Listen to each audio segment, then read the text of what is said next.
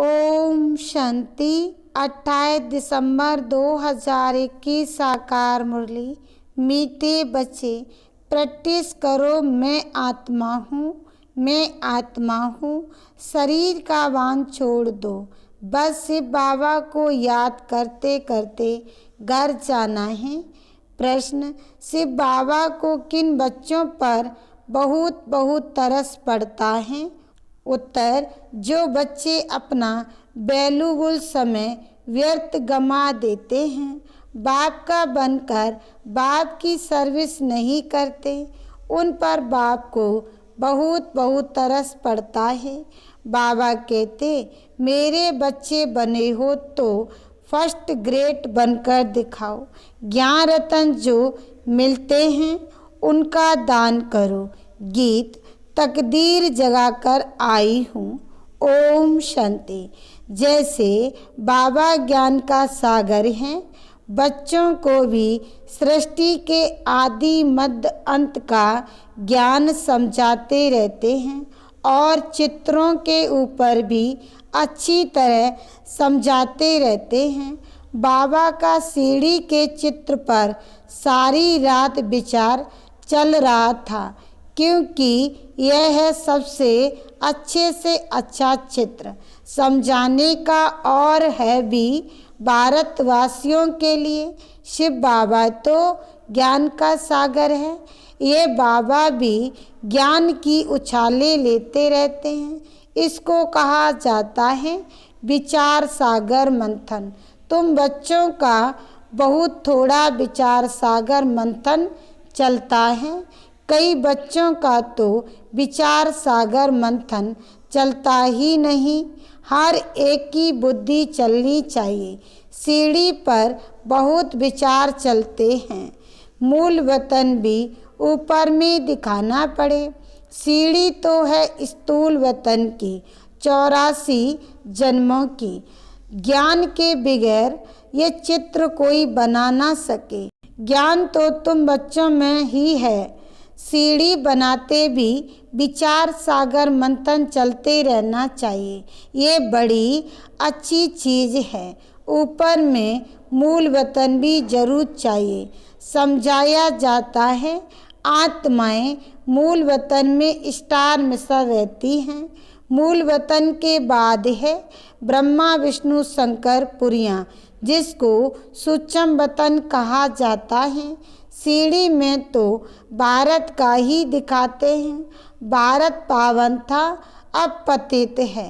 अक्षर सब लिखने पढ़ते हैं। बेचारे मनुष्य तो कुछ भी नहीं जानते।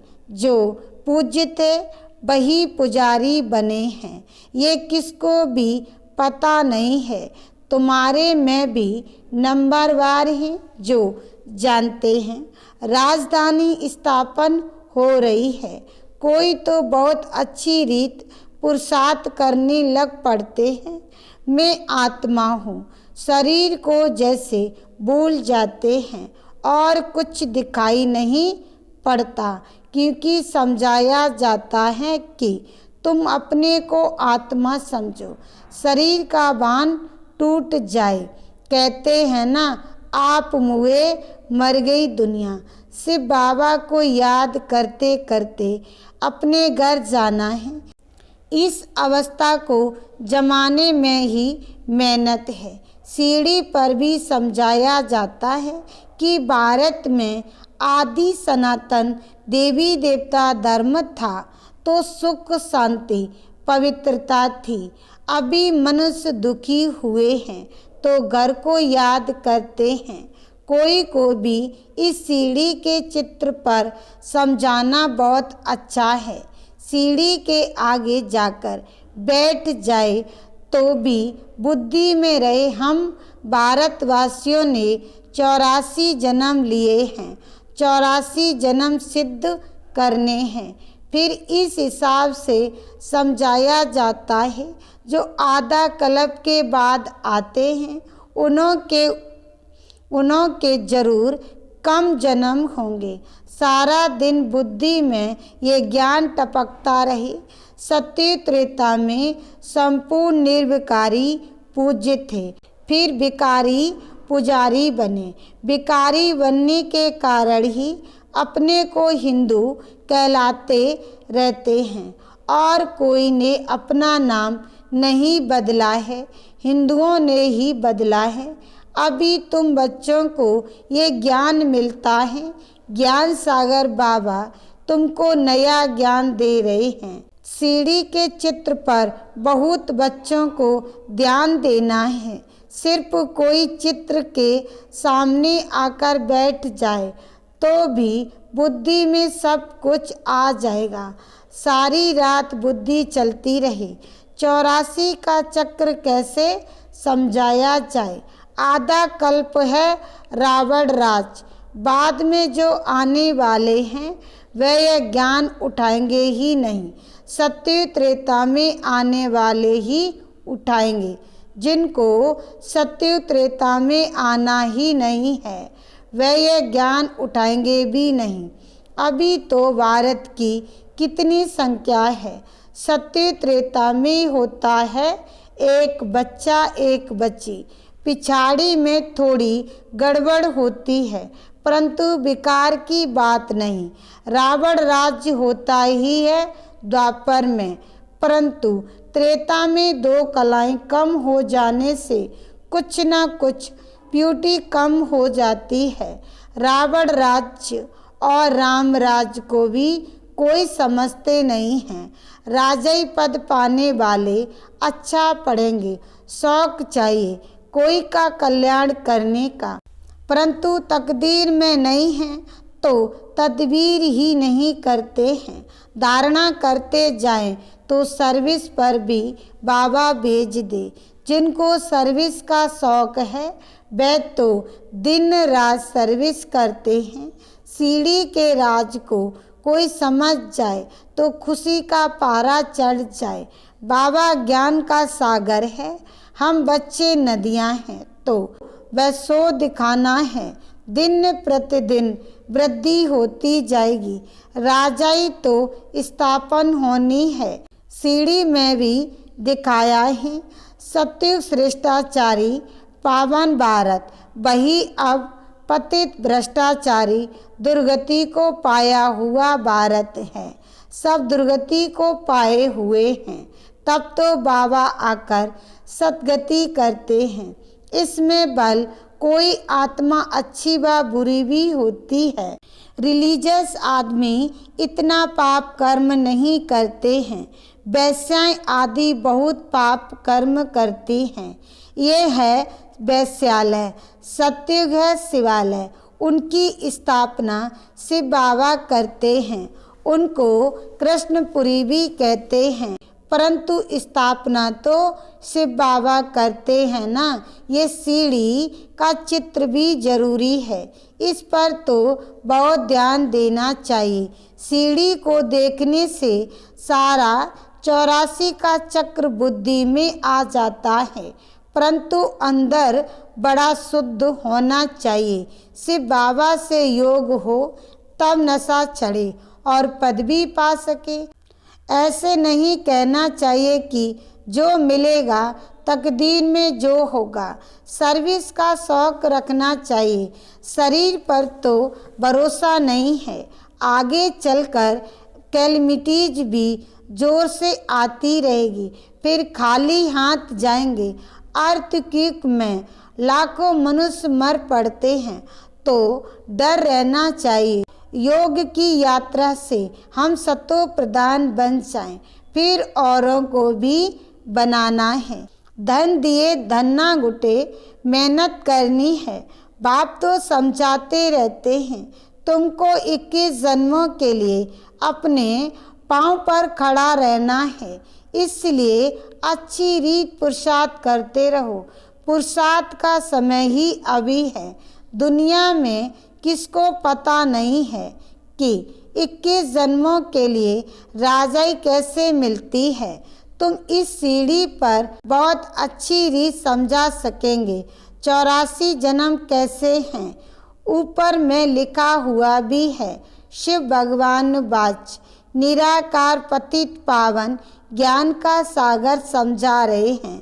जिनको समझाते हैं वे फिर औरों को भी समझाएंगे कि बच्चे तुमको अब कारून का खजाना मिलता है तो वह लेना चाहिए, ऊंच पद पाना चाहिए। यह है प्रवृत्ति मार्ग का ज्ञान। एक ही घर से एक भांति ज्ञान में है, दूसरा नहीं है, खिटखिट तो होगी ही। यह सैपलिंग लग रहा है, हम पूज्य से पुजारी कैसे बने, ये राज बड़ा समझने का है। जो सबसे जास्ती पूज्य पावन बनते हैं वही सबसे जास्ती पतित बनते हैं। इनके बहुत जन्मों के अंत में ही प्रवेश किया है।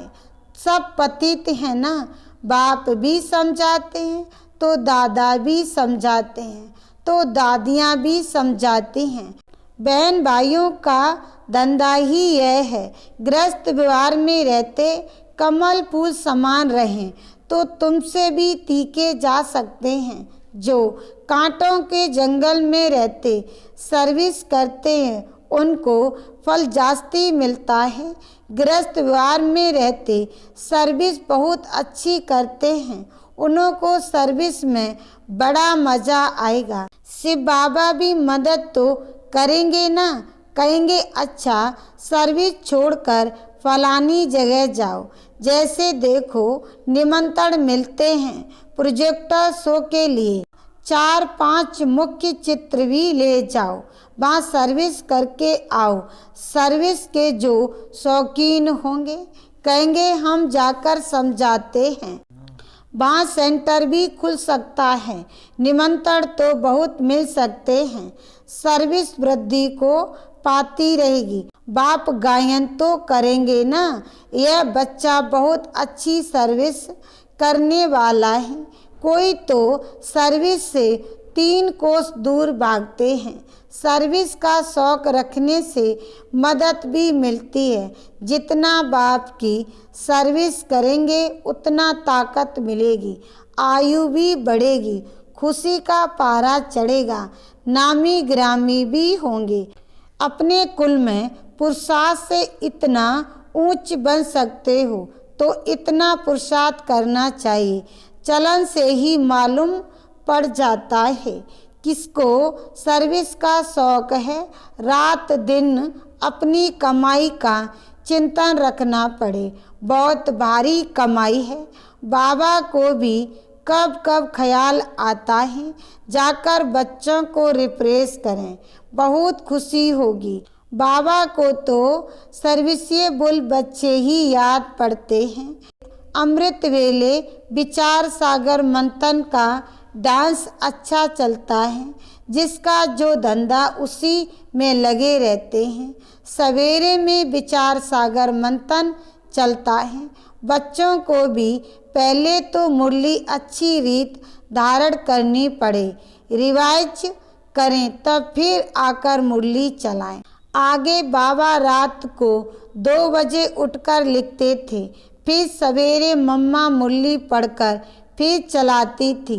भर मुरली हाथ में ना भी लेवे तो भी अच्छी चला सकते हैं। जिन जिन बच्चों को मुरली पढ़ने और उस पर चिंतन करने का शौक है वे सर्विस करते रहेंगे, मुरली पढ़ने से जाग पड़ेंगे। यह मुरली छपने का काम तो बहुत जोर से चलेगा, टैप का भी काम बहुत बढ़ जाएगा, मुरली विलायत तक भी जाएगी। कोई की बुद्धि में बैठ जाए तो एकदम नशा चढ़ जाएगा। उठते बैठते 84 का चक्र बुद्धि में फिरता रहेगा। कोई की बुद्धि में तो कुछ भी नहीं बैठता है, खुशी का पारा नहीं चढ़ता है। तुम्हारा तो सारा दिन धंधा ही है, रहना चाहिए। यह है उच्च ते उच्च धंधा। बाबा को व्यापारी भी कहा जाता है ना। यह अविनाशी ज्ञान रत्नों का व्यापार कोई बिरला करे। सारा दिन बुद्धि में यही फिरता रहना चाहिए और खुशी में मस्त रहना चाहिए। यह खुशी है सारी अंदर की, आत्मा को खुशी होती है अहो हमको बाबा मिल गया है। बेहद के बाप ने 84 जन्मों की कहानी सुनाई है। बच्चे बाप का टीचर का शुक्रिया मानेंगे ना। स्टूडेंट टीचर द्वारा पास होते हैं तो फिर टीचर को सौगात भी भेज देते हैं। तुम बच्चे जानते हैं बाबा हमको उच्च पढ़ाई पढ़ाते हैं जिससे हम विश्व के मालिक बन जाते हैं। ये पढ़ाई है बहुत सहज परंतु पूरा ध्यान नहीं देते हैं। फर्स्ट क्लास नॉलेज है। इनको समझने से कानून का खजाना मिलता है। भविष्य में कमाल है ना। हर एक बच्चा समझ सकता है हम किस ग्रेड में हैं। सारा मदार है सर्विस पर। बाबा तो कहेंगे 3rd ग्रेड से निकल 1st ग्रेड में आ जाओ तब कुछ पद पा सकेंगे। 21 जन्मों की रिजल्ट निकल जाती है। बाबा को तो तरस पड़ता है। व्यर्थ समय गमाते हैं। बाबा समझाते हैं ड्रामा प्लान अनुसार मुझे आना पड़ता है सदगति देने के लिए। यह है ही दुर्गति की दुनिया। पूछो तुम दुर्गति में हो तो कहेंगे हमारे लिए तो यहाँ स्वर्ग है। हम तो स्वर्ग में बैठे हैं। ये बुद्धि में नहीं आता है कि स्वर्ग सत्य को कहा जाता है। बड़े बड़े पंडित विद्वान हैं किसकी भी बुद्धि में नहीं आता है कि यह तो पुरानी आयरन एजेड दुनिया है। बड़े घमंड से बैठे हैं। कितना भक्ति मार्ग का जोर है। भक्ति का तो बहुत पंप है। कुंभ के मेले पर लाखों मनुष्य जाते हैं। यह है अंतिम पंप। माया इस तरफ आने नहीं देती है। चूहे मिसल फूंक देती है। सारा खून चूस लेती है। अच्छा मीठे मीठे सिकिलदे बच्चों प्रति माता पिता बाप दादा का याद प्यार और गुड मॉर्निंग। रूहानी बाप की रूहानी बच्चों को नमस्ते। धारणा के लिए मुख्य सार। पहला पॉइंट, सवेरे सवेरे उठकर विचार सागर मंथन करना है। मुरली पढ़कर उस पर चिंतन करके धारण करना है। अविनाशी ज्ञान रत्नों का व्यापार करना है। दूसरा पॉइंट, सर्विस का बहुत शौक रखना है। शरीर पर कोई भरोसा नहीं इसलिए 21 जन्मों की कमाई अभी ही जमा करनी है। वरदान, साइलेंस की शक्ति द्वारा अपने रजिस्टर को साफ करने वाले लोकप्रिय प्रभु प्रिय भव। सार्मिका, जैसे साइंस ने ऐसी इन्वेंशन की है जो लिखा हुआ सब मिट जाए मालूम ना पड़े। ऐसे आप साइलेंस की शक्ति से अपने रजिस्टर को रोज साफ करो तो प्रभु प्रिय बा देवी लोकप्रिय बन जाएंगे। सच्चाई सफाई को सभी पसंद करते हैं इसलिए एक दिन के किए हुए व्यर्थ संकल्प व व्यर्थ कर्म की दूसरे दिन लीक भी ना रहे। बीती को बीती कर फिल स्टॉप लगा दो तो रजिस्टर साफ रहेगा और साहेब राजी हो जाएगा। स्लोगन, व्यर्थ संकल्प करना व दूसरों के व्यर्थ संकल्प चलाने के निमित्त बनाना यह भी अपवित्रता है। ओम शांति।